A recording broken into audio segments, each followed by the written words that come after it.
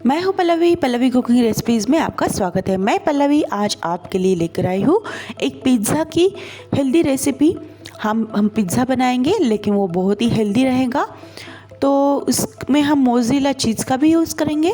तो चलिए रेसिपी देखते हैं। ये हमने सबसे पहले गेहूं का आटा ले लिया है।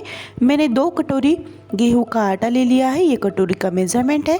अगर आपको गेहूं का आटा नहीं लेना है तो आप उसकी जगह पे मैदा भी यूज़ कर सकते हो। ये हमने पीसी शक्कर ले लिए है। ये हम 1.5 चम्मच डाल देंगे इसके अंदर। हम ईस्ट का बिल्कुल भी यूज़ नहीं कर रहे हैं, हम दही का यूज़ करेंगे। 2 बड़े चम्मच मैंने दही डाल दिया। दही से हमारा जो बेस है वो बहुत ही स्पॉन्जी और बहुत ही सॉफ्ट बनेगा।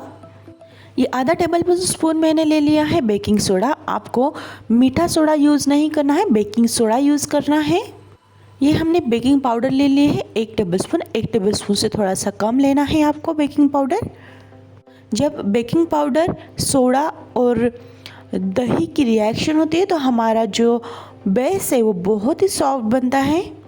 हमें ज़्यादा नमक यूज़ नहीं करना है, बस आधा टेबलस्पून उस पर नमक डालना है, नहीं तो हमारा जो बेस है वो सॉल्टी लगेगा।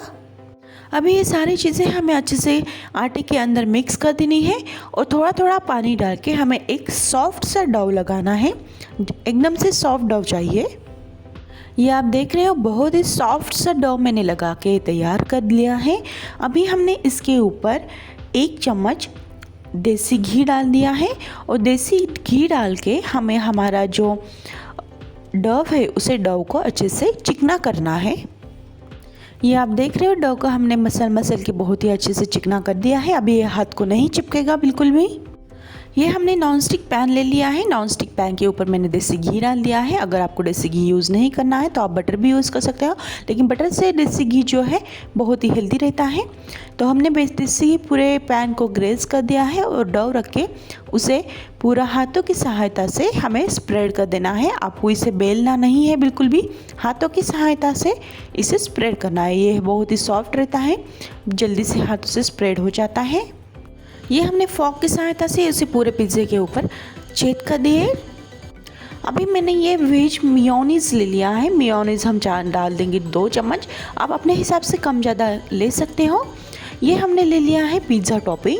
पिज़्ज़ा टॉपिंग भी हम 2 चम्मच डाल देंगे। मेयोनीज़ और पिज़्ज़ा टॉपिंग हम मिक्स करके डालेंगे। इस तरह से डालने से हमारा जो पिज़्ज़ा की टेस्ट है वो बहुत ही ज़्यादा टेस्टी लगता है। वो दोनों चीज़ें हमें मिक्स करके पूरे पिज़्ज़े के ऊपर हमें स्प्रेड कर देना है। अभी हमने ले लिए है स्वीट कॉर्न। स्वीट कॉर्न को हमें पूरे पिज़्ज़े के ऊपर स्प्रेड करना है। स्वीट कॉर्न को मैंने बॉईल कर लिया है 3 से 4 विस्टल लगा के। ये हमने चीज़ ले लिया है। ये अमूल का प्रोसेस चीज़ है। ये क्यूब्स में इस तरह से मार्केट में आपको ईजिली मिल जाएगा। पूरा 1 क्यूब हम इसके ऊपर डाल देंगे। और ये मैंने मोज़रेला चीज़ ले लिया है। ये मोज़रेला चीज़ कुछ इस तरह से दिखता है। इसे भी हम क्रश करके पूरे पिज़्ज़े के ऊपर डाल देंगे।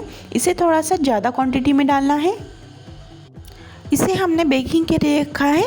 स्टार्टिंग में आपको जैसे हम बेकिंग के लिए रखेंगे तो 1 मिनट के लिए हमें हाई फ्लेम पर इसे बेक करना है। फिर 1 मिनट के बाद हमें जो गैस की फ्लेम है वो एकदम से धीमी कर देनी है और धीमी आंच पे हमें 10 मिनट्स के लिए इसे पकाना है और इसे हमें ढक कर रखना है। अभी 15 मिनट पूरे हो चुके हैं और हमारा पिज़्ज़ा बेक होकर तैयार हो चुका है। ये आप देख रहे हो पिज़्ज़ा की कंसिस्टेंसी। हमने इसमें ना ही कोई ईस्ट यूज़ किया है और ना ही कोई चीज़ यूज़ की है, लेकिन आप देख रहे हो ये कितना अच्छे से फूल चुका है। अभी हम इसे कट करेंगे और ये आप देख रहे हो बहुत ही स्पॉन्जी सुपर सॉफ्ट पिज़्ज़ा हमारा बनकर तैयार हो चुका है। अगर आपको मेरी पिज़्ज़ा की रेसिपी पसंद आई हो तो चैनल को सब्सक्राइब ज़रूर कीजिएगा। अगर आप नए हो चैनल पे तो वीडियो को लाइक करना बिल्कुल नहीं भूलना है और वीडियो को शेयर कीजिएगा ज़्यादा से ज़्यादा लोगों तक, और बेल आइकन प्रेस करना बिल्कुल नहीं भूलना है, तभी आप मेरे सारे वीडियोज़ देख पाएंगे। फिर मिलेंगे और नई चटपटी सी रेसिपीज़ के साथ। तब तक के लिए बाय बाय।